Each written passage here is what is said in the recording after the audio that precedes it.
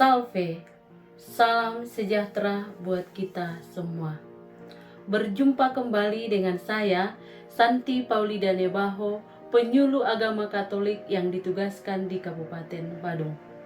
Saudara-saudari yang terkasih, di tengah kehidupan yang penuh dengan keberagaman suku, budaya, bahasa, dan agama, pernahkah kita bertanya dalam hati, bagaimana kita dapat hidup rukun dan damai di tengah berbagai perbedaan yang ada? Sebagai orang yang beriman, kita dipanggil bukan hanya untuk menerima keberagaman sebagai kenyataan hidup, akan tetapi untuk membangun persaudaraan yang tulus dengan semua orang. Karena itulah, pada kesempatan ini, kita akan bersama-sama membahas tema tentang gereja yang inklusif, mengembangkan sikap hormat dan dialog di antara umat beragama. Tema ini mengajak kita untuk membuka hati, menghargai perbedaan, serta menjadi pembawa damai sebagaimana yang diajarkan oleh Tuhan. Saudara-saudariku yang terkasih, pernahkah kita membayangkan seperti apa dunia ini jika setiap orang hanya mau berteman dengan mereka yang memiliki agama, suku, budaya, atau kelompok yang sama? Tentu dunia ini akan dipenuhi dengan tembok-tembok pemisah. Manusia akan hidup dalam kecurigaan, bahkan mudah terpecah oleh perbedaan. Namun, syukurlah Tuhan tidak menciptakan dunia yang seragam. Tuhan menciptakan dunia yang penuh warna dan keberagaman. Indonesia adalah salah satu bukti nyata keindahan karya Allah itu. Kita hidup berdampingan dengan orang-orang yang berbeda suku, budaya, bahasa, dan agama.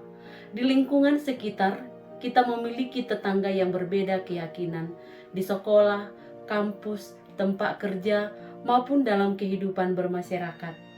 Kita berjumpa dengan banyak orang yang memiliki latar belakang yang berbeda dari kita.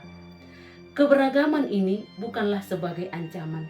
Sebaliknya, keberagaman adalah anugerah yang memperkaya kehidupan bersama dan menjadi kesempatan bagi kita untuk belajar saling menghargai. Sebagai pengikut Kristus, kita dipanggil untuk menjadi pembawa damai di tengah keberagaman tersebut. Seperti dalam Injil Matius 5 ayat 9, Yesus bersabda, "Berbahagialah orang yang membawa damai, karena merekalah akan disebut anak-anak Allah." Sabda Tuhan ini bukan sekedar ajakan, melainkan sebuah panggilan hidup bagi setiap murid Kristus. Menjadi pengikut Yesus berarti menjadi pribadi yang menghadirkan damai, persaudaraan, dan kasih dimanapun kita berada. Mengapa kita harus menghormati setiap orang? Karena Gereja Katolik mengajarkan bahwa setiap manusia diciptakan menurut gambar dan rupa Allah. Setiap orang memiliki martabat yang luhur dan berharga di hadapan Tuhan. Martabat itu tidak ditentukan oleh agama, suku, warna kulit, status sosial, ataupun budaya. Kasih Allah hadir bagi semua orang tanpa terkecuali. Karena itulah gereja dipanggil untuk menjadi gereja yang inklusif. Lalu apa yang dimaksud dengan gereja inklusif? Gereja yang inklusif adalah gereja yang terbuka. Gereja yang tidak hanya memikirkan dirinya sendiri, tetapi juga hadir bagi masyarakat luas. Gereja yang mampu merangkul, mendengarkan, menghormati, dan bekerja sama dengan siapa saja demi kebaikan bersama. Menjadi inklusif bukan berarti mengurangi atau meninggalkan iman Katolik. Justru sebaliknya, orang yang memiliki iman yang kuat tidak takut terhadap perbedaan. Ia mampu menghormati orang lain tanpa kehilangan identitas dirinya sebagai pengikut Kristus. Seperti pohon yang berakar kuat, semakin kokoh imannya, semakin luas pula ia dapat menaungi orang lain dengan kasih, penghormatan, dan persaudaraan. Saudara-saudariku yang terkasih, dalam kehidupan kita sehari-hari, seringkali kita berjumpa dengan orang-orang yang berbeda agama.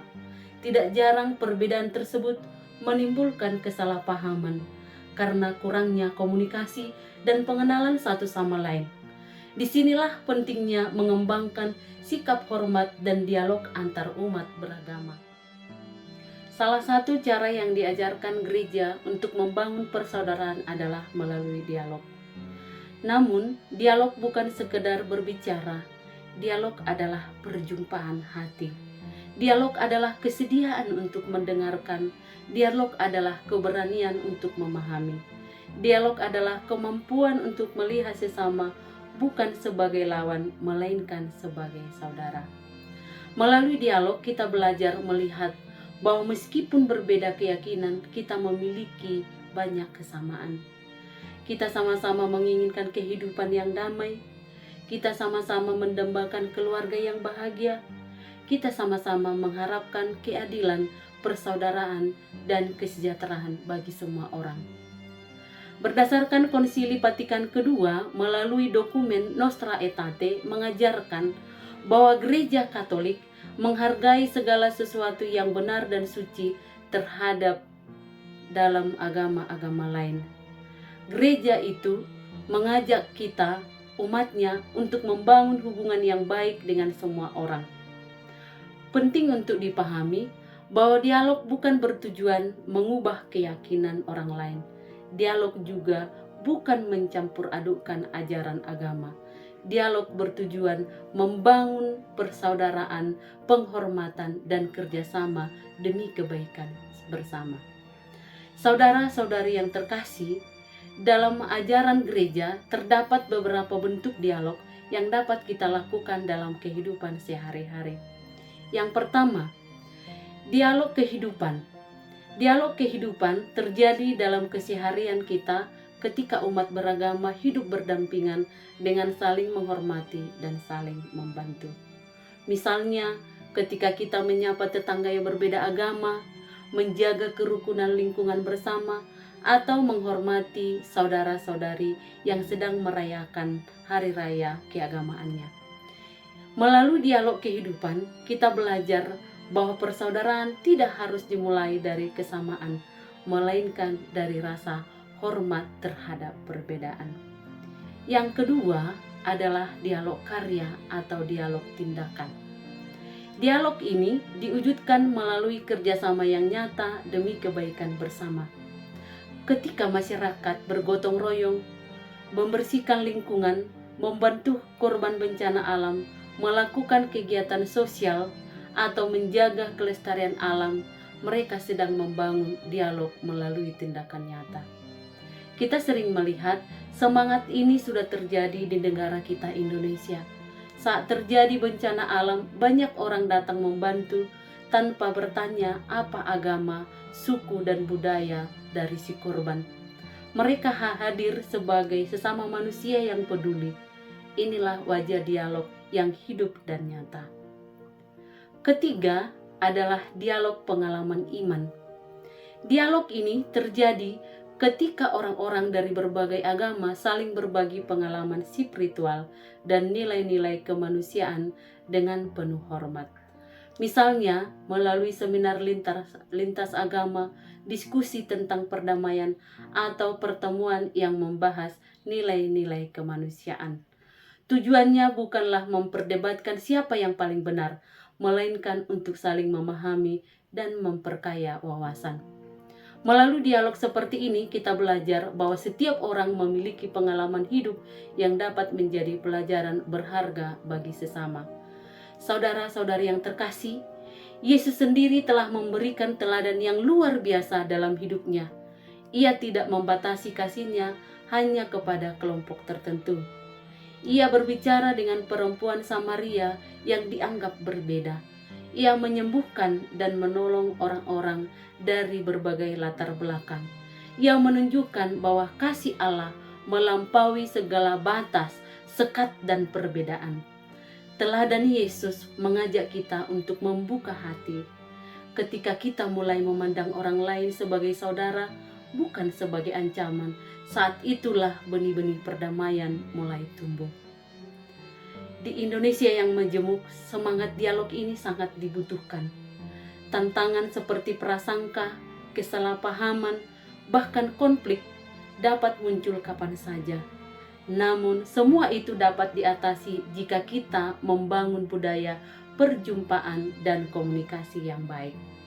Dialog yang sejati membutuhkan kerendahan hati. Kita perlu belajar mendengarkan sebelum berbicara. Kita perlu menghindari prasangka yang belum tentu benar.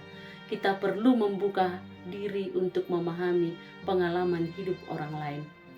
Ketika sikap-sikap ini tumbuh dalam diri kita, dialog tidak hanya menghasilkan pemahaman, tetapi juga melahirkan persahabatan yang tulus.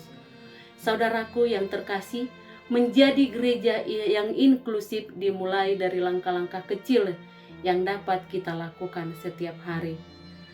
Menyapa tetangga yang berbeda agama, mengucapkan selamat pada hari raya mereka, bekerja sama dalam kegiatan sosial, menunjukkan sikap ramah kepada semua orang, mendengarkan dengan penuh hormat ketika orang lain berbicara. Tindakan-tindakan sederhana tersebut mungkin terlihat kecil untuk kita lakukan, tetapi dapat menjadi benih perdamaian yang menghasilkan buah yang besar. Bapak Paus Fransiskus mengingatkan kita umatnya bahwa dunia membutuhkan budaya perjumpaan. Sebuah budaya yang mengajak kita keluar dari sikap acuh tak acuh dan membangun hubungan yang penuh hormat dengan sesama. Ketika kita mau berjumpa dan berdialog, tembok pemisah akan berubah menjadi jembatan persaudaraan. Kecurigaan akan berubah menjadi kepercayaan. Perbedaan akan menjadi kekuatan yang memperkaya kehidupan bersama. Maka, marilah kita menjadi gereja yang inklusif, gereja yang terbuka bagi semua orang, gereja yang menghadirkan kasih, harapan, dan damai di tengah masyarakat. Semoga melalui kata-kata, sikap, dan tindakan kita semakin banyak orang merasakan kasih Allah yang mempersatukan. Dan semoga kita semua menjadi pembawa damai di keluarga, di lingkungan, sekolah, tempat kerja, maupun di tengah masyarakat. Karena ketika kita membawa damai, kita sedang menunjukkan kepada dunia bahwa kita sungguh anak-anak Allah. Tuhan memberkati. Salve.